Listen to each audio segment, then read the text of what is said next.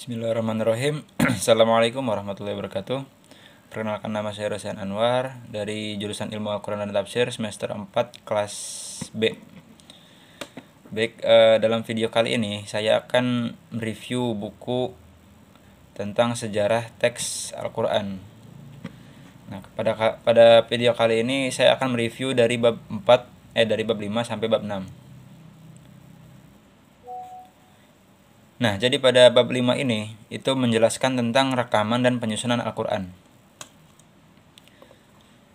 Nah, jadi pada penjelasan bab ini itu memberikan gambaran tentang bagaimana Al-Quran itu meskipun diwahyukan secara lisan, tetapi secara tetap disebut sebagai kitab yang tertulis.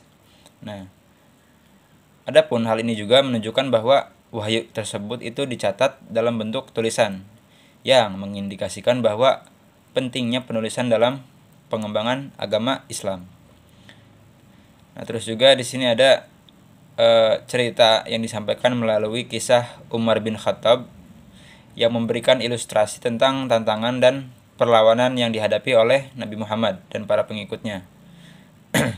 Nah, kisah Umar yang awalnya itu berniat untuk membunuh Nabi Muhammad, namun kemudian berubah pikiran setelah menemukan saudara-saudaranya yang telah memeluk Islam, yang dimana memberikan sudut pandang yang menarik tentang perubahan sikap dan pemahaman seseorang terhadap Islam. Nah, pada penjelasan ini juga dijelaskan bahwa penggunaan kulit kertas yang bertuliskan Al-Quran itu sebagai bagian utama dari pentingnya penulisan dan penyimpanan teks suci Al-Quran. Nah, terus juga diriwayatkan dari Ibnu Abbas dan beberapa penulis lainnya bahwa dalam teks Al-Quran itu adalah sebagai suatu teks yang individu yang terlibat dalam penulisan Al-Quran. Nah, penulisan Bismillahirrahmanirrahim oleh Khalid bin Sa'id bin As itu menunjukkan bagaimana proses penulisan Al-Quran dimulai.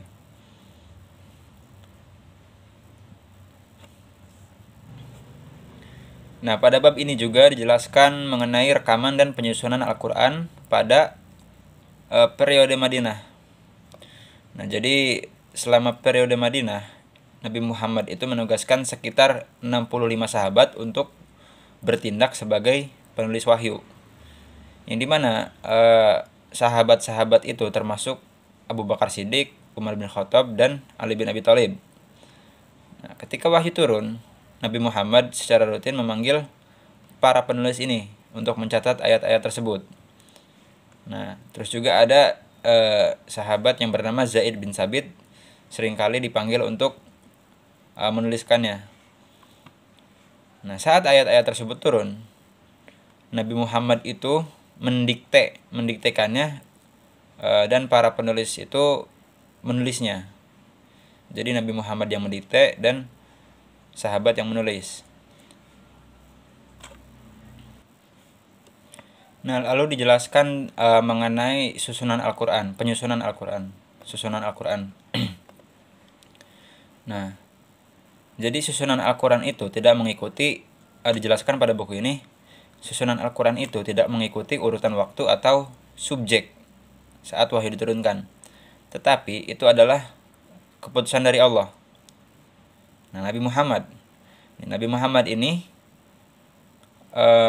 dengan wahyu yang diterimanya itu memiliki wewenang dalam menyusun ayat-ayat ke dalam bentuk Al-Quran. Jadi Nabi Muhammad ini berhak.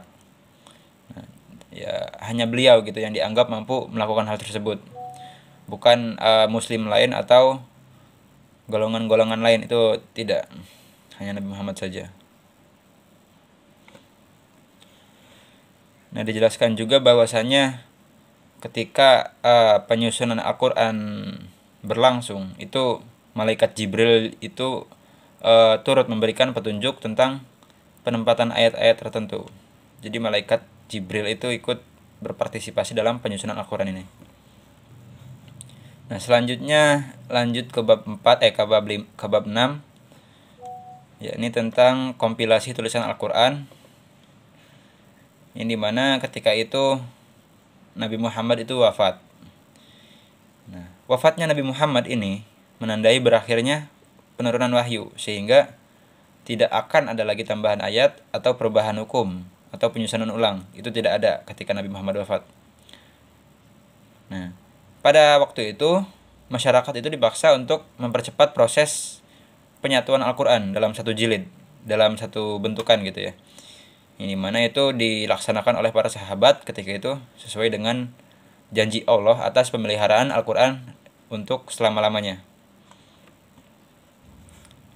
Nah, lalu kompilasi Al-Quran semasa kekuasaan Abu Bakar.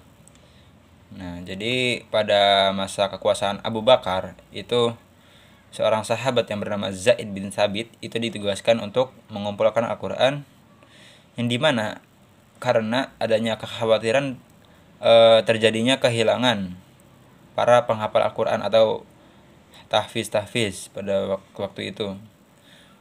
Nah, jadi si Zaid bin Thabit ini ditugaskan untuk mengumpulkan teks-teks Al-Quran ketika itu, karena Abu Bakar ini khawatir akan terjadinya kehilangan para penghafal Al-Quran dalam pertempuran. Meskipun awalnya ragu. Nah, si Zaid ini ragu awalnya.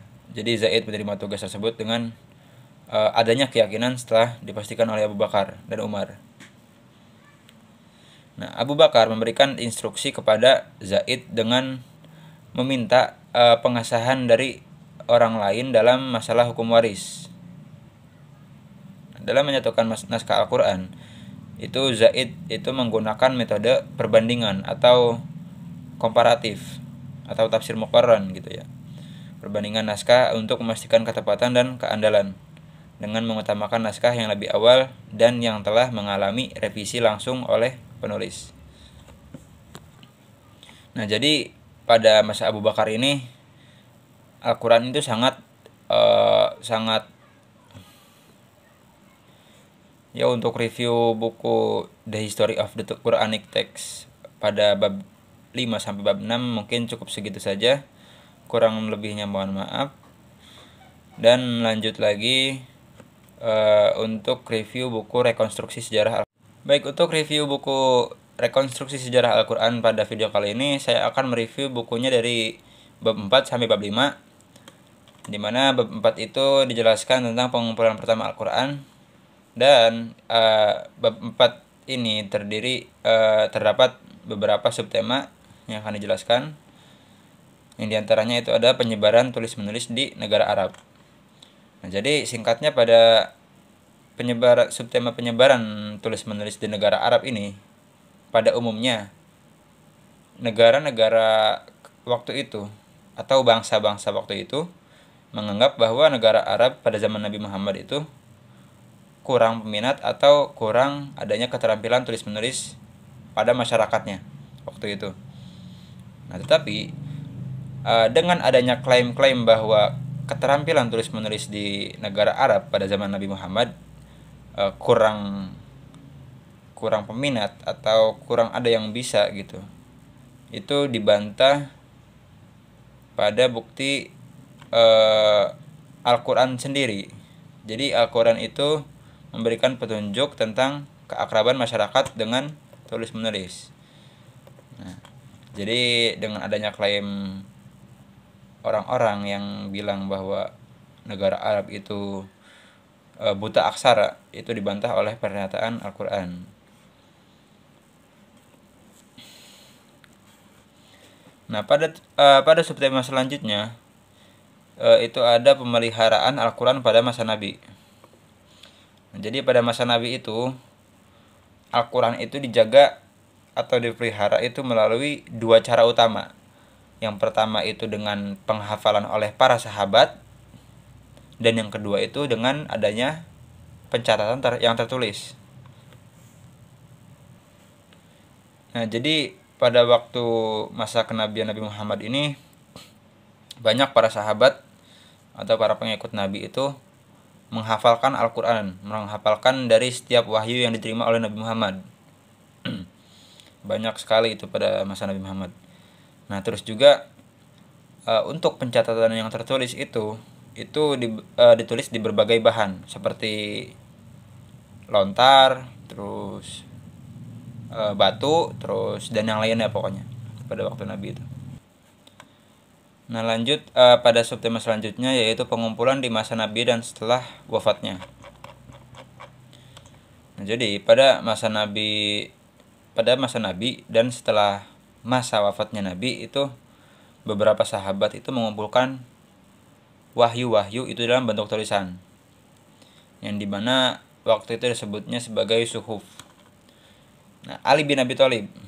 Nah, jadi Ali bin Abi Thalib ini adalah salah satu sahabat Nabi yang dimana itu disebutkan dalam beberapa riwayat sebagai orang yang pertama mengumpulkan Al-Quran berdasarkan perintah langsung dari Nabi. Nah, tetapi kisah-kisah mengenai pengumpulan Ali bin Abi Thalib ini itu memiliki tidak kepastian yang historis, memiliki ketidakpastian yang historis, terutama karena bapaknya Ali ini pengaruh Syiah dalam laporan-laporan tersebut. Dan juga Ali bin Abi Thalib itu dalam beberapa riwayat disebutkan bahwa Ali itu menyusun surat Al-Quran itu secara kronologis, yang dimana kejadian ya tentang secara peristiwa. Nah lanjut ke pembahasan selanjutnya, yaitu tentang pengumpulan pertama Zaid bin Sabit, yang dimana dibahas tentang pengumpulan pertama Al-Quran itu yang diyakini terjadi selama masa kekhalifahan Abu Bakar. Nah jadi terdapat dua versi utama tentang proses pengumpulan Al-Quran tersebut, yang dimana versi pertama versi yang mayoritas dan versi minoritas. Nah versi mayoritas menggambarkan bahwa Abu Bakar memerintahkan pengumpulan Al-Quran atas desakan Umar dan ditugaskan kepada Zaid bin Sabit. Lalu versi yang minoritas itu menempatkan peran pengumpulan Al-Quran lebih kepada Umar.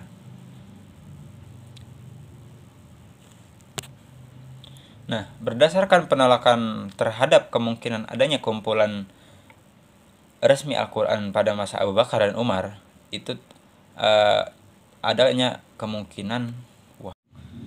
Jadi pada penjelasan tersebut itu dibahas tentang adanya kemungkinan adanya berbagai pengumpulan Al-Quran itu ada yang dibuat secara personal oleh para sahabat Nabi, yang dimana dibuatnya itu setelah wafatnya Nabi.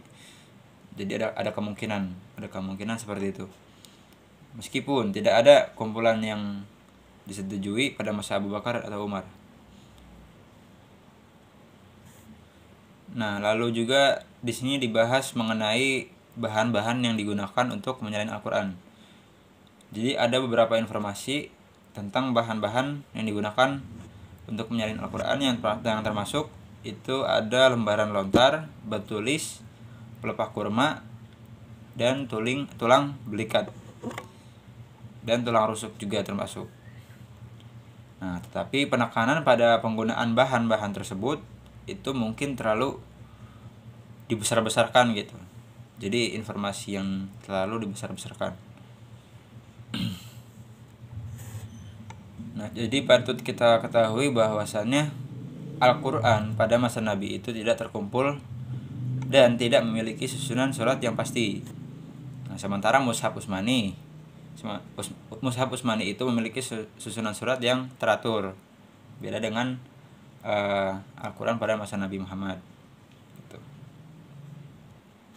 Ya mungkin cukup sekian review buku tentang rekonstruksi sejarah Al-Quran dari saya.